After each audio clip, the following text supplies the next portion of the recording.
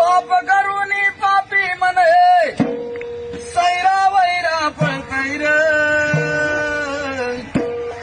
अरे काय काय केलं भल्या माणसा देवाला सार करतैर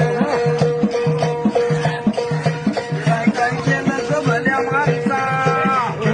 देवाला सार करतैर